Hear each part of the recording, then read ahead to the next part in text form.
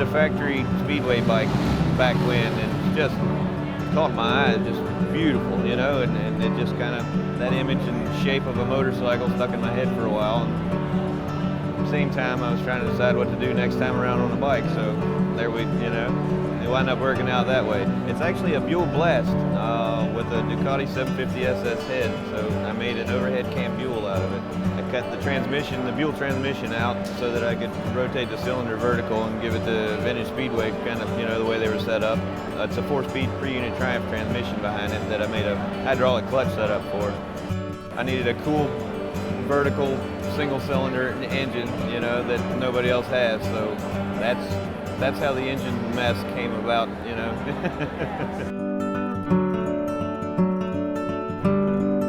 Springers have all that class and style and beauty, and yet they suck, and vice versa. The hydraulic front ends that handle like they should, but they're just kind of boring. So I wound up merging the two together. I'm calling it a hydro Springer.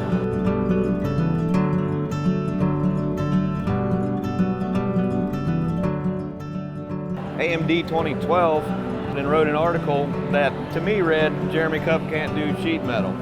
And that's, you know, I'm like, all right then, I guess I'm gonna have to do something about that. Joe Cooper actually explained sheet metal to me in mathematical terms, and it totally made sense all of a sudden. I decided I'm gonna go farther than that, and rather than just sheet metal, I'm gonna do all polished aluminum, you know. There's no cheating with any fillers of any sort at that point, right?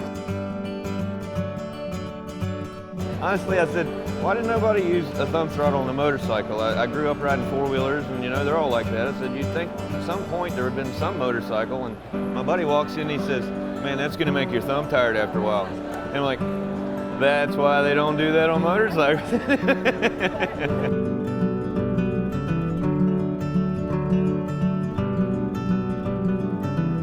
I didn't know how to do upholstery leather when I went into this one either. All my seats before have been heavy hand-stitched, hand-tooled, you know, chopper seat. I bought an old Singer sewing machine and got it working and taught myself how to do this kind of upholstery so I could do this seat. I don't claim to be good at any one thing, but you know, I will claim to make everything myself.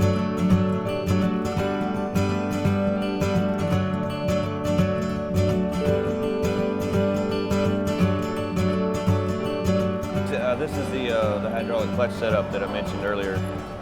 I just remachined the whole outer housing of the transmission, and this is a slave cylinder from a new Triumph Thunderbird actually, so probably not much demand for a hydraulic clutch for pre-unit Triumphs, but I've never seen anybody have one either.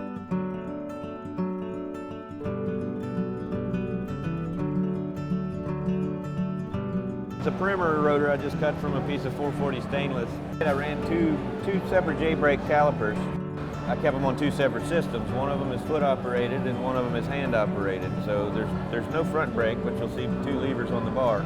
You know, dirt track racing, they throw the extra brake in there. It helps them to drift the bike sideways and, you know, get started into the corner with the handbrake on the rear. And riding a chopper on the street with no front brake, everybody knows it's a pain in the ass to hold yourself on a hill. This is how the rear one works. It pulls the linkage, which goes under the skid plate back there, pulls the cable back to here, and then pulls this lever, which pushes that rod, and the master cylinder is hidden right here. So it's that way everything is tucked under the bike rather than having all of that contraption, you know, hanging out here.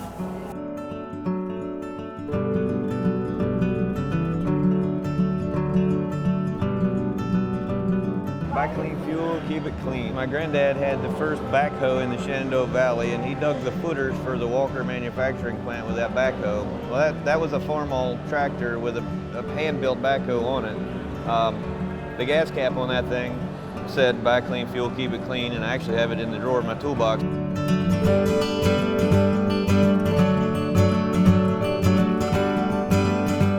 I will kind of sit and stare at it a little while and come up with something in my head, and I'll just start making it. You know, sometimes it goes in the trash and sometimes it winds up here.